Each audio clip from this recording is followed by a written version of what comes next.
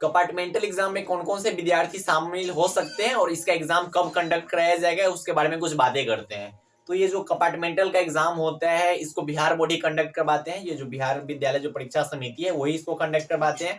और ये उस टाइप के स्टूडेंट के लिए होते हैं जो इस एग्जाम में वंचित रह गए हुए, जो 2023 का जो एग्जाम हुआ उस एग्जाम से जो वंचित रह गए उनके लिए एग्जाम कंडक्ट करवाए जाते हैं। ठीक है, तो इसमें कौन कौन से स्टूडेंट शामिल हो सकते हैं, इसका एग्जाम कब होगा और इसका रिजल्ट कब आता है, उस पर कुछ बातें करते हैं। ठीक है, देखिए इनमें शामिल होने वाले विद्यार्थी वो हो सकते हैं जो एग्जाम छोड़ दिए होंगे। ठीक है, बहुत बच्चे ऐसे होते हैं जिनका किसी कारणवश एग्जाम छूट जाता है, उनके हेल्थ की वजह से छूट जाए या फिर किसी जरूरी होता है ना, बहुत ज्यादा जरूरी कुछ हो जाता है उस वजह से उनका एग्जाम छूट जाए, तो उन स्टूडेंट के लिए ये कंपार्टमेंटल का एग्जाम करवाया जाता है। ठीक है, जिनका एग्जाम छूट गया हो। ठीक है, या फिर जो विद्यार्थी का एडमिट कार्ड नहीं आता है, होता है बहुत सारे बच्चों के साथ कि एडमिट कार्ड नहीं आता है उनका। ठीक है, या फिर एडमिट कार्ड में कुछ प्रॉब्लम हो जाती है। ठीक है, कुछ त्रुटि हो जाती है, इस कारण से उनका एडमिट कार्ड नहीं है पता है, और वो 2023 का जो एग्जाम हुआ था मेन एग्जाम, उस एग्जाम में नहीं बैठ पाए थे, तो उन स्टूडेंट के लिए भी ये जो कंपार्टमेंटल का एग्जाम है वो है। ठीक है, वो जो स्टूडेंट है वो इस एग्जाम में शामिल हो सकते हैं। ठीक है,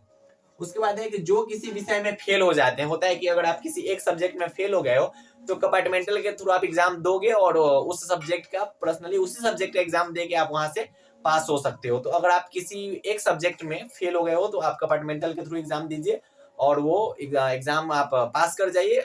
उसके बाद आपका उस सब्जेक्ट में क्या हो जाएगा भैया, पास हो जाएगा। ठीक है, या फिर आप डायरेक्ट एग्जाम दे सकते हैं। बच्चे क्या करते हैं, मेन एग्जाम नहीं देना चाहते हो, डायरेक्ट कंपार्टमेंटल के थ्रू एग्जाम देना चाहते हैं, तो ऐसा भी होता है कि ओनली आप कंपार्टमेंटल के थ्रू भी एग्जाम दे सकते हैं। तो इसमें शामिल होने वाले विद्यार्थी का मेजर प्रॉब्लम ये होता है कि जो मेन पॉइंट यही है कि जो शामिल नहीं हो पाए थे। ठीक है, जो 2023 का एग्जाम हुआ था बिहार बोर्ड द्वारा 12th का या फिर 10th का, उसमें जो शामिल नहीं हो पाए थे वो एक विद्यार्थी इस कंपार्टमेंटल एग्जाम में शामिल होंगे। ठीक है, और वो इस एग्जाम को देंगे। ठीक है, बच्चे बोल रहे होंगे भैया इसका एग्जाम कब होगा। ठीक है, और ये किस टाइप का एग्जाम होता है, तो जो बिहार बोर्ड का ओरिजिनल एग्जाम होता है उससे इसका पेपर बहुत इजी होता है, उससे बहुत ज्यादा इजी इसका पेपर होता है। लेकिन बहुत ऐसा बनचुहार बच्चा है कि जो इसमें भी फेल हो जाता है।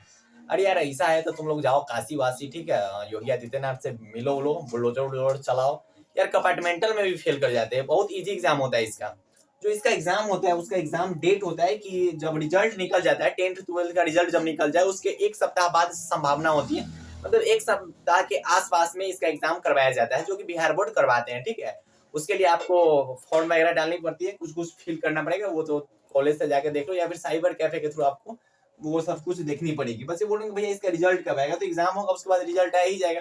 आई थिंक 15-20 दिन में रिजल्ट इसका भी दे ही दे देता है, ज्यादा टाइम नहीं लगाता है इसमें। ठीक है, तो अगर आप कंपार्टमेंटल के थ्रू एग्जाम देना चाहते हैं तो आप डायरेक्ट भी एग्जाम दे सकते हैं, या फिर आप 2023 का जो एग्जाम था उसमें शामिल नहीं हो पाए थे तो आप इस एग्जाम में शामिल हो सकते हैं और इसका फॉर्म वगैरह डालिए। ठीक है, अगर आप किसी एक या फिर दो सब्जेक्ट में फेल हो गए तो उस पर्सनली उस सब्जेक्ट का एग्जाम दे सकते हैं कंपार्टमेंटल के थ्रू और वहां से आप पास कर सकते हैं। ठीक है, तो जाइए, अगर आपका बहुत दिक्कत हो रहा है तो आप कंपार्टमेंटल के थ्रू एग्जाम दीजिए, पढ़ाई कीजिए अच्छे ढंग से। बाय, टेक केयर, जय हिंद प्यारे प्यारे भाई और प्यारे प्यारे बहनों, ऑल द वेरी बेस्ट।